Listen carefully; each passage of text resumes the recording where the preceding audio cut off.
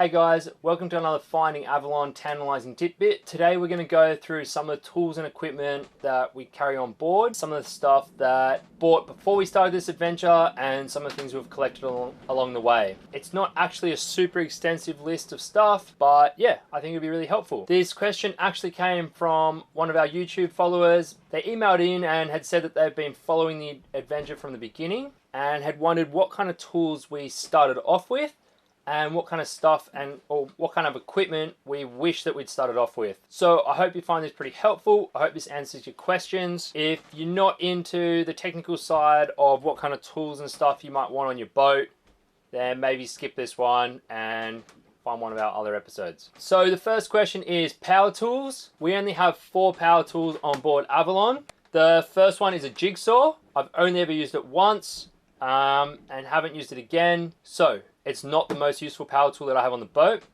The second is orbital sander. This was super handy when we were preparing the boat back in Croatia.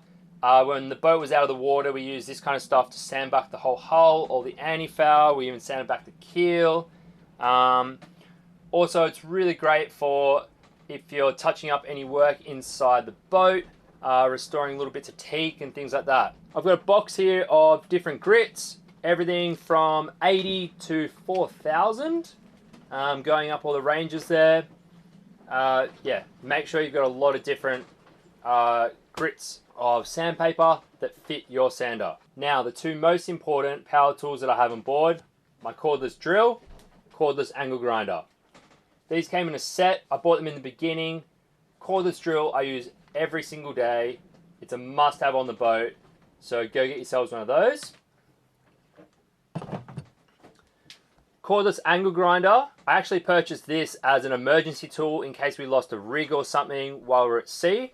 Far more effective than using bolt cutters or a hacksaw. However, I have used this so much on board. It is so good for trimming nuts and bolts if you have to, fabricating any metal work on the boat. Make sure you carry a few spare blades for different materials and different kinds of metal, and that'll make your life super easy. Also, these run off the same lithium batteries, which are easy to charge up. So the same battery runs both of them. I know there are sets out there where you can get sanders, jigsaws, there's like 30 tools that you can run off the same battery. So if you're into that, invest. I bought a pack that has all different types of drill bits in it. There are metal drill bits, wood drill bits, concrete drill bits. Don't get to use them too often on the boat. And various drill tips for different types of screws, bolts, all kinds of stuff. A really helpful little kit. The one thing I will say is I don't have much luck with metal drill bits. So I've had to subsidize that with a better, more heavy duty pack, which I've also broken a bunch in. So make sure you got a few spare drill bits. I would say good quality drill bits is a good investment. You don't need to go top shelf because they are going to rust, they are going to break, you'll probably drop them overboard, but good quality drill bits for metal always go a long way. So that's it for power tools. Next off, hand tools. One of the best investments I made in the beginning was actually just buying a kit of hand tools. Now in this kit we've got multi-grips, long nose pliers, wire cutters, normal pliers. We've got sockets from 6mm to 19mm, with a socket wrench, tape measure. I've got the same in spanners from 9mm to 20mm. A bunch of different flathead and Phillip head screwdrivers. Really handy. Set of different size Allen keys. Small hacksaw. Stanley knife. And then a little bunch of like precision drill bits. Have surprisingly come in handy a lot of times. And finally, another set of little drill tips, which can be used in the socket wrench. Now, like most of you guys out there, I'm sure you come from a house that has an amazing tool shed in the back. I certainly came from a house that had a great workshop, full of all different types of tools, really good quality tools. I've got tools that were handed down from my great grandfather. The one thing I'd say is I've actually just invested in mid-quality tools because they do rust, they will get lost overboard at one point, so don't buy the cheapest tools out there, but I also don't think you need to invest in the absolute best quality tools. I was also skeptical of buying a kit like this. I hadn't really owned one before, as I said, but I've got to say it's one of the best things I bought. It keeps everything super neat and tidy, really easy to carry all your tools around the deck. They're organized, always secured. Think about it, when you're out on a moving boat or up on deck in a little bit of swell, you want your tools secure so that you don't lose them overboard. Also, a super crucial point, storage space is sacred on a boat. You want to carry as minimal amount of tools as possible, and you just want to carry the right tools for the right job. I only have one little spot on the boat where I pack all these tools away, so you want to make sure you have the right tool. You don't want to have excess stuff that you don't need. A few of the additional hand tools that I've got to supplement the kit there. Biggest spanner, that is 24. Oh, sorry. That is 22 and 24 mil. Adjustable spanner here. Really helpful. Really recommend getting something like this. It's surprising how many really large nuts and fittings there are. And something like that means you don't have to carry a whole set of large spanners. So I really recommend one of them. Then for the smaller details, good set of calipers. I bought these for when we were doing the rigging. Really helpful for determining the thickness of wires, bolts, stainless steel fittings. And often on the boat, precision is everything. So I can really recommend going and getting yourself a pair of calipers. Don't actually know the name of this, but it is used for filters on your engine to make life really easy. This goes around the filter, tighten it up, and gives you a bit of extra leverage if they're stuck on really tight. Again, I didn't buy this until I did an oil change on the boat and realized I couldn't get the filter off. So that delayed me another day going to get the tool to go and do it. So I recommend you buying one of these up front. Next one, rivet gun with a bunch of different size rivets. Look, this is not going to do the big heavy duty work that you've got on your mast and your rig, but I've found this does about 90% of the jobs on board. There are much bigger rivet guns purpose built for rigging. So it's something I'd like to get. It's expensive. I haven't got it yet, but if you've got the money and you've got the opportunity to buy one, I would say get two types of rivet guns. A big one for the mast, a small one just for the odds and ends around the boat. Next one, decent sized hacksaw. Again, come in real handy on the boat here. Make sure you've got quite a few spare blades. I originally bought this as an emergency tool as well, in case we lost a rig, because often this is more effective than bolt cutters. So make sure you've got some good stainless steel blades. But it's coming really handy on all different types of jobs. I mean, I had to fix a spinnaker pole with it. I use it all the time. So get yourself a good quality hacksaw with some good quality hacksaw blades for different types of metals. Finally, I've also got a big pair of nice and shiny bolt cutters. Haven't used them. Hope I never have to use them. Again, an emergency tool in case we lost a rig. These ones hopefully can cut through some of that stainless steel wire or fittings. But I hope I never have to use them. So next thing is, I've seen some other guys out there that have really impressive storage kits for every type of nut, bolt, screw, shackle, horse saddle, any type of stainless steel product. I just have a few. The first one is, I picked up this little kit of screws from IKEA actually, right in the beginning. This is just used for around the boat. They are not stainless, they're not marine grade, but they're perfect just for little odd jobs around the boat inside. If you've got external jobs, they're generally bolts instead of screws. So make sure you get good stainless steel nuts and bolts for that. On the topic of that, that is my stainless steel kit there. So in here I've got all kinds of little bits and pieces. Most importantly, Loctite or thread lock, whatever you call it. Get you some of that, it'll go a long way. Starting off the biggest stuff, I've got some big screws here which I actually bought with the intention of using as a spare pin in the gooseneck because I couldn't find one, but really handy, so I've got a few different sizes of those and just a few large bolts here. I also always try to buy a lock nut for these kind of things. Makes life a lot easier. And then just going down in size. Over time, I've just collected a little variety of small nuts and bolts. Some hex heads, some for a screwdriver, some for Allen keys. So yeah, I don't think you need a super exhaustive collection of nuts and bolts, just the ones that fit your boat. Finally, really important, split pins.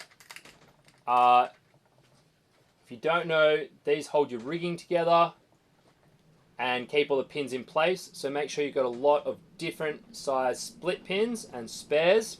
Never use a split pin twice. And finally, make sure you've always got some washers that fit all these kind of different purposes, and invest in some nylon ones. These ones are really helpful as a working washer. They can go in between two metal pieces to stop them wearing away. I installed these on the gooseneck and they've been working wonders, doing a really good job. So yeah, just a few different size nuts, bolts, washers for your general needs. Obviously every boat is different, but I can tell you 99% of the time I can find something in this small little kit that works. Finally, I've got my little electrical box here. This actually came from Ruffy, who helped us out with all the nav gear when we first started. In here, he added a whole bunch of little like electrical connections and stuff. To be honest, when I started this adventure, I didn't know what half this stuff was. Over time, I've used every single one of these. So when you're starting up, just go and buy a bunch. Like have a little dig around in your boat first. Look at what kind of connections are around, and then just go and buy a bunch of different size ones for different gauge wires and different types of fittings. Also got a bunch of rubber tubes here so you can do a bit of heat shrinking. I've got spare navigation bulbs and a few LED ones as well. Make sure you've always got spare nav lights, because although your LED ones don't normally go, if you're still on old halogen ones, they will go quite often.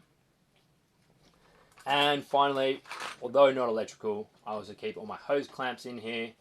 Make sure you've got quite a few different sized hose clamps for the different sized hoses on your boat. These things tend to rust and go quite often, so whenever you're replacing hoses, try and replace the hose clamps, and you generally need 2 on each one, so get a few of them. One of the other little investments I made were in some of these little crocodile clips. It just came really handy if you're trying to do like little tests, or trying to see if things work. Instead of just doing a dodgy like wrap around with wire, you can actually use the crocodile clips. Works really well, so I can recommend that. And also with electrical, make sure you've always got a bunch of cable ties. These ones are massive cable ties. I've got smaller ones in here. Just makes all your electrical work really neat and tidy. On the topic of electrical, make sure you go and get yourself a multimeter. I actually started this adventure without a multimeter and realized pretty quickly how crucial this was. I didn't really understand how to use a multimeter properly before this, but I now do, and basically any electrical work that I start, you start with this. So go and get yourself a multimeter, maybe even watch a video on how to use one, because it will change your life in trying to solve electrical issues. I don't carry much spare wiring on board. I've got 2 lengths of positive and negative cable. It's just a good 6mm gauge wire, just a good quality wire, and will do most of the big jobs. I've also got this, which is the old cable out of our mast that went to our old anchor light. Look, I use this for different kinds of stuff. If I really have to, I can actually strip it out to get the smaller gauge wires if I just have a little connection to do. Or if you need 2 or 3 strand wire, you can just use this. So between those 3 wires, I can pretty much repair most electrical things on the boat. However, I will say that if I'm installing something for the first time, I'll generally just go and purchase the right gauge wire before I start the job. So I generally would say that I use this stuff as emergencies to fix stuff, and then we'll just go get the right wire and do it again. It just saves carrying a lot of excess stuff that you may or may never have to use. On the topics of spares, this is engine related. Most of the stuff I carry is simply more maintenance stuff rather than actual spare engine parts. So, always carry yourself a spare fan belt, primary fuel filter, secondary fuel filter, oil filter, and also a spare impeller. Now, I always try to carry 2 sets of fuel filters, 2 sets of fan belts, 2 sets of impellers. Because when one goes, that means it could be your last, and depending where you are, it may go again. So I always think it's good to carry 2 of those spares. In terms of other engine spares, I simply just carry enough oil to do an oil change if I have to. And besides that, I don't really have too much else. I do know some guys that had spare fuel pumps, water pumps, lift pumps, injectors, alternators. By the time they're carrying all this stuff, they pretty much had a whole spare engine. And to be honest, we don't really have the money or the space to carry all that stuff. So, look, if you can, you can. If you can't, you can't. I've just gone by the general rule of taking things for maintenance, and when something breaks, fix it when it does. Depending where you're going to go sailing and how long you're going sailing for, think about things that are not going to be readily available in isolated or remote places. For example, I carry 2 spare water filters for our water filter tap. This filters all our tank water. These are actually quite hard to come by. I can get them in Australia or Europe. Really hard to get here in the Caribbean. Going to be even harder in the South Pacific. So I bought 2 spares of this, and that should get us back to Oz. Next, all boats have always got a big rope bag of spare halyards and sheets, generally old ropes that have been replaced. I just thought I would mention I've got a roll of good quality 6mm Dyneema. This Dyneema is super helpful as replacing rigging if you were to break anything, but it's also super easy to splice, super strong, and is really good if, like, I use it on the back lifelines. I've used it on the bridle for a dinghy, so really helpful just to have some good quality Dyneema. Next on the list, tape. We've got this whole roll of tape here with all our different ones. I guess starting here, some good quality gaffer tape. I've got some heavy duty Dacron for sail repairs, some spinnaker repair tape, which I use for making telltales, and also just repairing the sails in general if we have to. Masking tape, really good if you're doing like some painting jobs or anti-fouling or something like that. So good for painting. Then I've got about 10 different types of electrical tape, just generally different colors, and some normal household Stello tape. Finally, Teflon tape. Man's best friend whenever you're doing plumbing work. Really recommend you go get quite a few. I've always got 3 of these because there's always something leaking, and Teflon tape, 99% of the time if you do it right, will fix that leak. Just don't wrap it up and over the top of a leak. That's a bit dodgy. Really good idea for your boat. A must have, a set of wooden bungs. You generally have to buy a couple of packs. You use these for your seacocks as an emergency stopper if the valve was to seize or something like that and you had a leak out of a seacock. We have a properly sized wooden bung for each seacock, and we actually just tie a little string around it and tie it to each seacock so it's there in an emergency. You're not trying to dig around trying to find them. The right size one is there and you can use it straight away. Also, my little box of tricks here. This is just sort of a little box of random rigging stuff. I've got some bigger, decent sized shackles, bulldog clips. If you need to repair any rigging and attach new sections of rigging, you can use those. Really important, spare gooseneck. This is actually our repaired gooseneck, which we broke on the way to Malta. I replaced that with a brand new one and actually got this one re-welded. So that acts as a spare if I need. Got some good quality cord here for repairing sails. So we have a small sail repair kit. Some Velcro, I use that a lot, just for tidying stuff up. In terms of spare rigging, this was actually a question from one of our followers as to what kind of spare rigging we carry with us. I simply kept half of our old rigging when we got the rigging replaced in Spain, and we just keep that in the back, And yeah, hopefully I never have to use it. But look, I've got a spare set of rigging there. If you didn't have that, I would recommend either carrying quite a bit of Spectra or carrying some spare wire, which you can use with the Bulldog clips. I mean, great if you've got a whole swaging setup with the press and all the fittings, that's great, but most people don't have it.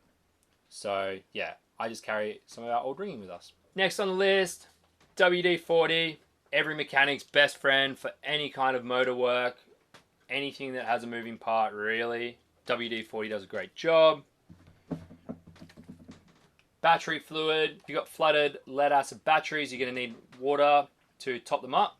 So get you some of that. A can of Mick Lube, really good for like the sail track. And it repels water, dirt and salt and basically like reduces friction. So really good for where you've got plastic moving inside of metal and stuff like that. I can really recommend that. Next, a really good quality marine grease. Make sure that it's waterproof and salt proof. I use it on winches, really good for servicing your winches. And basically any working parts that are going to be out there like the windlass and stuff like that, I use this grease for that. Electrical contact cleaner, really important on the boat. It is amazing how quickly electrical connections get dirty with grease, salt, rust. Something like this makes a really big difference. I use it on the solar panel connections all the time. They're generally exposed. So go get yourself a can of good electrical contact cleaner. Every yachty's best friend, Sikaflex. Pretty sure my boat's held together with Sikaflex at this point. I don't think there's a week that I haven't used it. So get yourself some Sikaflex. It just makes life a lot easier when you're trying to seal stuff up, stick stuff together. Really important product. Finally, all-purpose silicone. Again, just like Sikaflex, I'm sure this keeps the boat together in most places. Yeah, really good for sealing stuff up on the inside if you have to. Obviously really good for sealing up little holes and cracks and joints. So make sure you got that. Finally, in terms of glues and adhesives, I've actually got this small kit of underwater epoxy. Bought this with in mind if you're doing like running repairs on the hull or something like that, or even if you had to make a repair inside a bilge that had a lot of water egress. This is epoxy that sets underwater. So yeah, hopefully I never have to use it. But yeah, could be really useful if you're thinking about doing extended passages or just as a bit of an emergency product. Finally, the best tool I carry on board, Avalon. It's the General Boat Owner's Mechanical and Electrical Manual by Nigel Calder. This was actually a present to us from Luke, who did the Atlantic Crossing with us. This is an amazing book. It covers absolutely almost everything on your boat, from the bow to the stern, from underwater to the top of the rig. I read this on a daily basis, trying to learn something about the boat. Why is something broken? How do I fix it? What tools do I need? So if you're going to get one tool or one book on the boat, I could really recommend a really good maintenance and repair guide to your average boat. Makes life a lot easier because you don't know everything for the first time. So guys, that is actually about it. That is all the power tools, hand tools, equipment that I carry on board. As I said in the beginning, storage is king. So all my stuff needs to fit nice and neatly into this one little compartment here under the nav desk. As I said, I don't think you need an exhaustive list of stuff. You just need the right things for the right job. And I would say that this is a pretty good basis. There is always going to be something specific for your boat or something that you really like to use, and by all means go and get it. But if you've just purchased your first boat, you might want to think about getting some of these tools. If you're thinking about taking your boat for extended cruising, again, you might want to think about investing in some of these tools and equipment. I guarantee you're probably going to collect it over time. So hey, why not have it in the beginning and then have the tools on hand when you need them? Guys, I really hope you enjoyed this Finding Avalon Tantalising tidbit. I had a lot of fun doing it. If you've got anything else you want to know about us, our boat, how we do things, please send it in. Send a comment, send us an email, send us an Instagram, a Facebook. yeah, just get in touch with us. We'd really love for you guys to tell us what you want to see, what you want to know. If you haven't done already, give us a thumbs up, subscribe to the channel, comment below, give us a thumbs down if you want. Also, if you really enjoyed these kind of instructional videos, please consider becoming a Patreon. We have a lot of these kind of stuff on our Patreon page. We're trying to build up our repertoire and build up the content for you guys. So yeah, tell us what you want, consider becoming a Patreon, and yeah, see you in the next video. Bye guys.